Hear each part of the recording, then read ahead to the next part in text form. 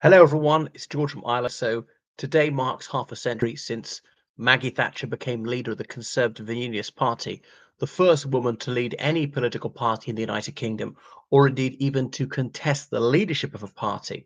So Edward Heath, who'd formerly been Prime Minister, realised there's a lot of muttering in the ranks against him, decided to trigger a leadership election, thinking this would secure his position, but it didn't. He lost on the first ballot, bowed out. It was thought not to be enough for Margaret Thatcher to become leader. She hadn't got quite 50% of the votes. Remember, only the members of parliament were allowed to vote. The ordinary members of the party had no say in this. It went to a second ballot. Other candidates entered the race, but Margaret Thatcher was way out in front. And that was it. She was the leader of the party, and she wasn't challenged for a further 14 years. Of course, in 1975, it was far from clear that she would become prime minister. Labour was in office under Harold Wilson, had significant problems with strikes, with inflation and so forth, rising unemployment, but Labour could go on to win next time. And Wilson bowed out as prime minister in 76 because he reached the age of 60. To think that Starmer's well beyond that age right now and looks like he's not going on for a few years. James Callaghan came in as Labour prime minister and led them into the 1979 election. It was obviously the winter of discontent 1978 that did for Labour.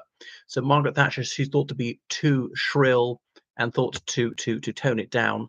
So there she was. She was 50 years old when she became leader of the party, well, almost 50.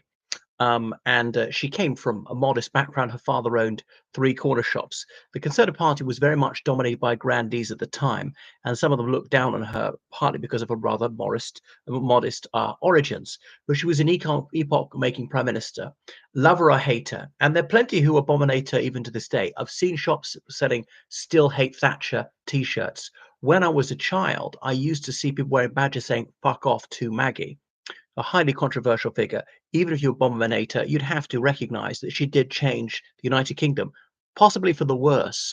But she's one of the few prime ministers who have an ism named after her. There was Thatcherism, there are Thatcherites. People talk about it to this day. People are always saying that even a Labour prime minister like Tony Blair was a Thatcherite.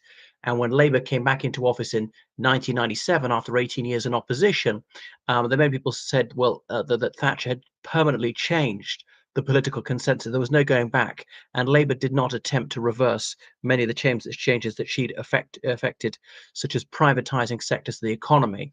Because in 1979, when she came in, the state-owned various parts of the economy, swathes of the economy, like British Home Stores, British Airways, British Oxygen Company, British Gas, British Telecom, and so on. And those were privatised in the 80s into the 90s. British Rail, indeed, was privatised under John Major, her Conservative successor. It was the end of Butskillism, as in a blend of R.A. Butler and Hugh Gaitskell, their surnames, a Conservative Chancellor and a Labour Chancellor, that there'll be this middle course between capitalism, socialism, and that will be applied by either Labour or Conservative administrations.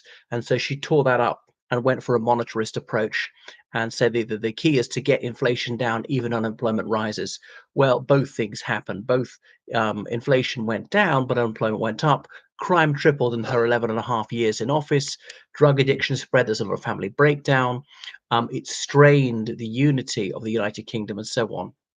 So she had this dangerous certainty in her own rectitude. She was not to be deflected. The lady's not for turning. She famously defeated the miners' strike in 1984 to 85.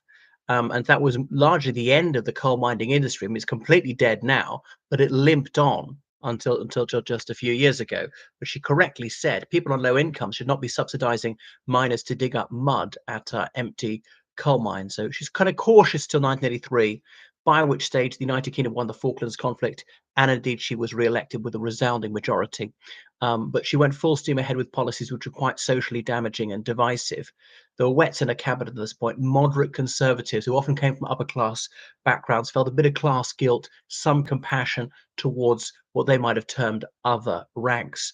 But she did not feel this way towards what Tories sometimes called the lower orders. But so she allowed council houses to be sold off, and that appealed to a lot of working class voters who up until then had no prospect of ever owning their own home.